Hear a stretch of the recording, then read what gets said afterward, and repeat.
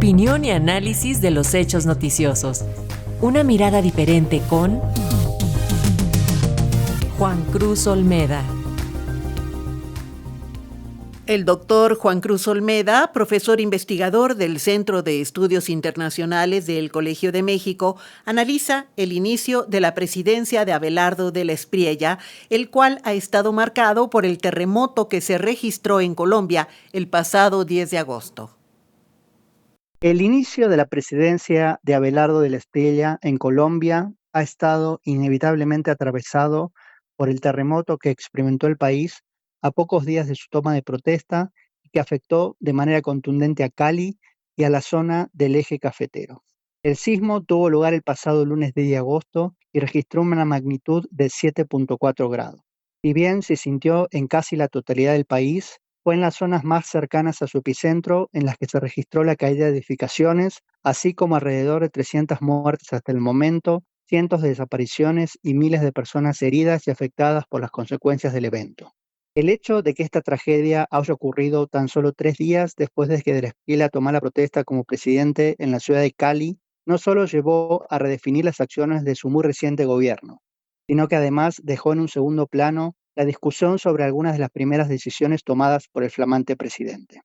Valga la pena recordar que la victoria de la Espriella frente al entonces oficialista Iván Cepeda abrió la puerta a una redefinición drástica del rumbo del país.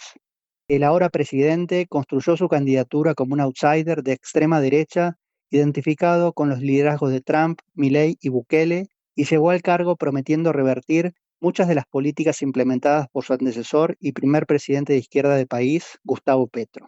Ya desde la campaña de la Espriella declaró que una de las principales redefiniciones tendría que ver con la política exterior de Colombia, señalando de que ser electo presidente se alinearía de manera clara con los lineamientos de Estados Unidos y estableciendo que se incorporaría a la iniciativa impulsada por Trump para ampliar el involucramiento de su gobierno en tareas de seguridad en la región, conocida como Escudo de las Américas.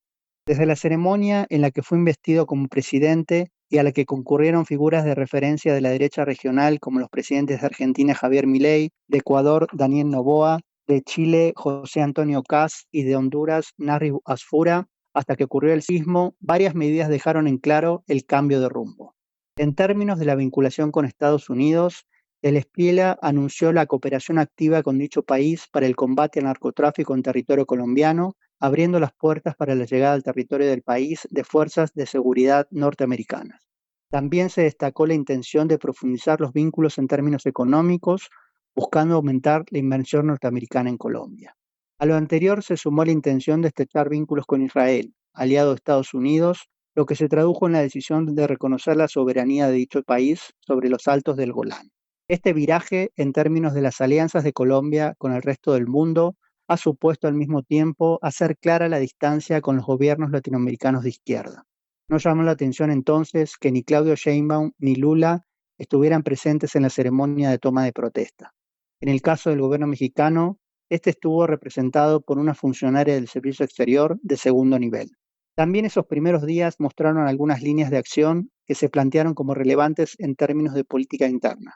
En este sentido, de la Espriella manifestó su compromiso con disminuir el gasto público, eliminar o reducir impuestos y abrir la economía al capital extranjero en áreas, por ejemplo, como la ligada a la explotación petrolera.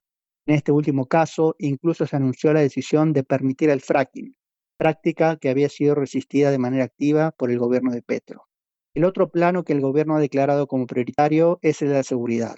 En los primeros días de mandato se registraron, por ejemplo, traslados de reclusos peligrosos entre diferentes prisiones de máxima seguridad. Al mismo tiempo, se autorizó la extradición de criminales reclamados por diversos países, entre ellos Estados Unidos. Sin embargo, y como ya se mencionó, el terremoto puso en segundo plano la agenda que había comenzado a desarrollar el flamante gobierno y redireccionó la atención a atender a víctimas y a una política de reconstrucción.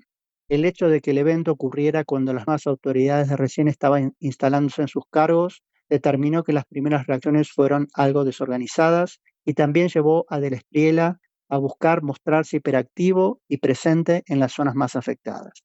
En sus visitas incluso anunció que promoverá un plan de reconstrucción para la región del Chocó, el desarrollo de un programa de vivienda para las familias afectadas y medidas de alivio fiscal.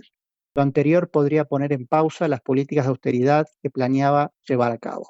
En este contexto también se generó una polémica por la decisión inicial del gobierno colombiano de solo permitir el ingreso al país de rescatistas y personal de búsqueda proveniente de naciones consideradas aliadas, como Israel, Ecuador, El Salvador y Estados Unidos, al tiempo que no se aceptaba la ayuda de México.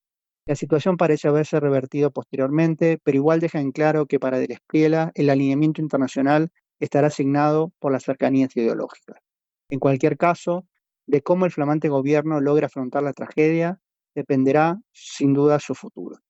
Para Radio Educación, Juan Cruz Olmeda, profesor investigador del Centro de Estudios Internacionales del Colegio de México y miembro del Conversatorio Latinoamericano.